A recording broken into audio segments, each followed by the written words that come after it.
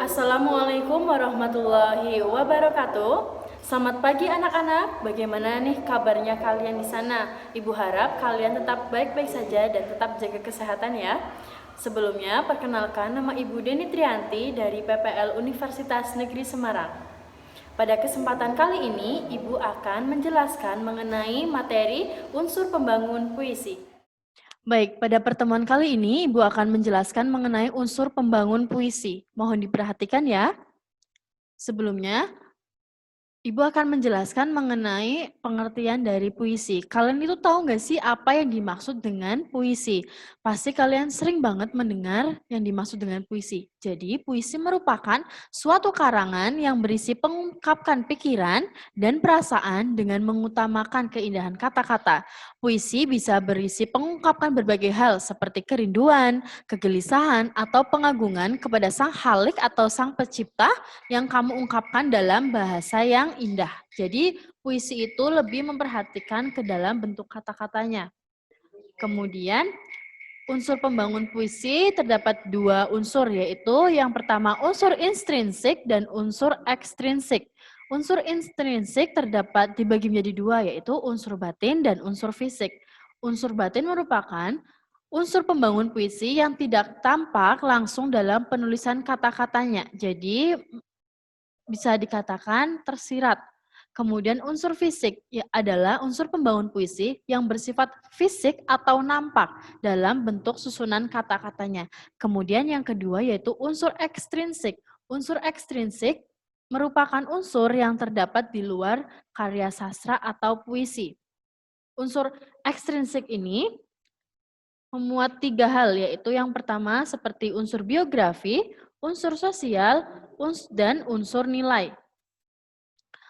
Unsur biografi yaitu merupakan biografi dari pengarang puisi tersebut atau latar belakang dari pengarang. Kemudian unsur sosial merupakan unsur sosial sangat erat dengan kaitannya dengan kondisi masyarakat ketika puisi itu dibuat. Kemudian unsur nilai meliputi unsur yang berkaitan dengan pendidikan, seni, ekonomi, politik, sosial budaya, adat istiadat, hukum, dan lain sebagainya.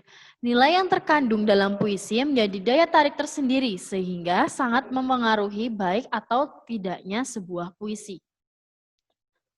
Yaitu yang pertama terdapat unsur batin puisi. Unsur batin apa tadi? Unsur yang tidak nampak dalam susunan kata-katanya. Unsur batin puisi yaitu yang di sini terdapat contoh puisi doa karya Chairil Anwar. Syair yang pertama yaitu Tuhanku, dalam termenung aku masih menyebut namamu. Unsur batin yang pertama, tema dari puisi tersebut yaitu ketuhanan. Kemudian syair bait yang kedua, biar susah sungguh mengingat kau penuh seluruh. Cahayamu panas suci, tinggal kerlip lilin di kelam sunyi. Nada dari puisi ini adalah ajakan untuk sadar bahwa hidup tidak bisa berpaling dari ketentuan Tuhan. Bait selanjutnya itu, Tuhanku, aku hilang bentuk, remuk. Tuhanku, aku mengembara di negeri asing. Rasa dalam puisi tersebut adalah terharu dan rasa rindu. Bait berikutnya, Tuhanku, di pintumu aku mengetuk, aku tidak bisa berpaling. Amanat dalam puisi tersebut adalah menghayati dan selalu merasa dekat dengan Tuhan. Jadi unsur batin ini yaitu unsur yang tidak tampak atau tidak nampak dalam bait-bait atau dalam kata-kata dalam sebuah puisi. Kemudian unsur fisik puisi. Ini ada unsur fisik puisi, puisi karya W.S. Rendra, Serenda Kelabu. Diksi yang terdapat pada puisi tersebut yaitu dalam puisi ini, penyair menggunakan pilihan kata yang tepat sehingga menimbulkan daya atau kekuatan yang diinginkannya. Seperti pada bait, ketika melewati kali terbayang gelakmu. Penyair memilih kata gelak untuk menggantikan kata tawa dengan tujuan untuk menambah estetis atau keindahan kata-kata pada puisi tersebut. Kemudian rima. Dalam puisi Serenada Kelabu ini, penyair bermain bunyi untuk mencapai keindahan, menggunakan akhiran an dan vokal i untuk menambah nilai estetik dalam puisi Serenada Kelabu karya W.S. Rendra. Kemudian yang ketiga terdapat tipografi dan keempat gaya bahasa. Tipografi, puisi tersebut memiliki tipografi atau bentuk yang biasa. Penyair tidak melakukan eksperimen dalam bentuk puisi, namun isi dan unsur lain yang terkandung dalam puisi ini sudah cukup untuk menjadi kekuatan dan makna dari ekspresi penyair tersebut. Unsur tipografi yaitu merupakan bentuk penulisan puisi secara umum, sering ditemukan puisi dalam bentuk baris, namun ada juga puisi yang disusun dalam bentuk fragmen-fragmen, bahkan dalam bentuk menyerupai apel, zigzag, maupun model lainnya. Dalam puisi ini, tipografinya yaitu tipografi bentuk biasa. Kemudian yang terakhir terdapat gaya bahasa. Gaya bahasa yang digunakan pengarang dalam puisi Serenada Kelabu menggunakan gaya bahasa sajak yang sangat sederhana. Dengan kesederhanaan itu, pengarang bisa mencapai klimaks yang ingin disampaikan, sehingga puisi tersebut mudah dipahami oleh pembaca. Kemudian, unsur ekstrinsik puisi. Unsur ekstrinsik puisi dalam puisi doa karya Chairil Anwar terdapat dua, yaitu yang pertama unsur atau nilai spiritual. Dalam puisi doa dapat terlihat sekali mengandung nilai spiritual yang tinggi. Puisi ini dituju kepada pemeluk teguh yang tidak lain adalah orang yang berkeyakinan akan kebesaran Tuhannya. Kemudian biografi pengarang. Chairil Anwar lahir di Medan 26 Juli 1922.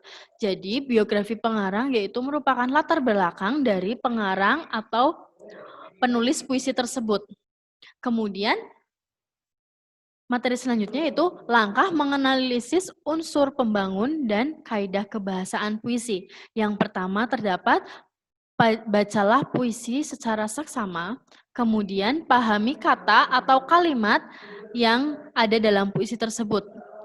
Kemudian setelah itu yang ketiga, tandai pilihan kata atau diksi yang digunakan dalam puisi tersebut. Yang keempat, hubungkan dengan konsep unsur pembangun atau kaidah kebahasaan teks puisi sebagai bentuk validasi. Dan yang terakhir, simpulkan unsur pembangun yang ditemukan beserta makna yang menyertainya. Langkah menyimpulkan unsur pembangun dan makna teks puisi. Yang pertama, bacalah puisi dengan seksama. Yang kedua, pahami kata atau kalimat yang ada dalam puisi. Yang ketiga, tandai pilihan kata yang digunakan dalam puisi untuk menunjukkan unsur-unsur pembangunnya. Yang keempat, maknai temuan unsur pembangun tersebut. Dan yang kelima, simpulkan unsur pembangun yang ditemukan beserta makna yang menyertainya. Di sini terdapat contoh yaitu dari puisinya karya Taufik Ismail dengan judul Jalan Segara. Makna puisinya, kalian cari makna puisi, kemudian dari makna puisi tersebut, kalian akan menyimpulkannya. Di sini terdapat contoh makna puisinya itu, makna yang terdapat dalam puisi tersebut adalah tindakan pengecut untuk menyerang anaknya sendiri. Kata anak-anaknya sendiri dalam penggalan bait puisi ini mengindikasikan bahwa mereka masih memiliki masa depan yang panjang, tidak untuk dirinya sendiri, tetapi juga untuk bangsa ini.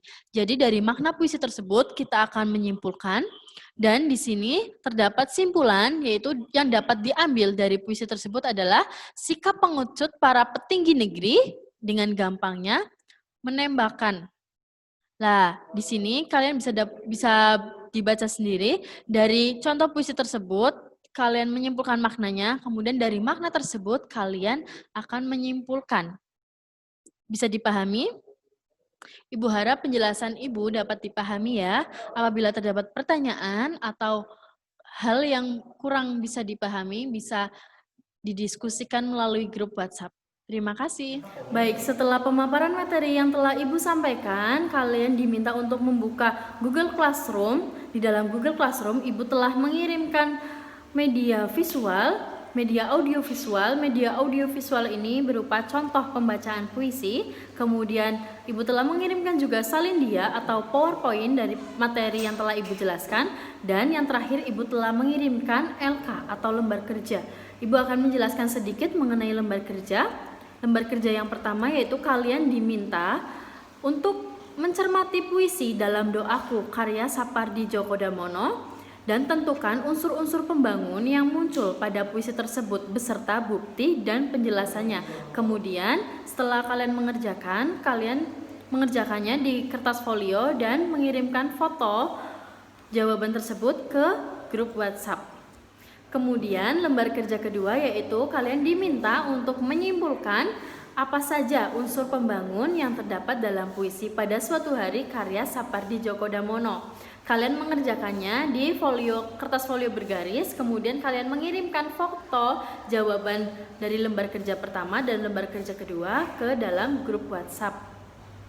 Penjelasan mengenai tugas 1 dan tugas 2 sudah terdapat di Google Classroom. Apabila terdapat pertanyaan atau hal mengenai tugas yang kurang jelas, bisa ditanyakan di grup WhatsApp. Cukup sekian penjelasan materi mengenai unsur pembangun teks puisi. Apabila masih terdapat pertanyaan, bisa ditanyakan melalui via grup WhatsApp. Terima kasih atas perhatian dan terima kasih atas partisipasinya. Tetap semangat belajar dan tetap jaga kesehatan. Wabillahi taufiq wal hidayah. Wassalamualaikum warahmatullahi wabarakatuh.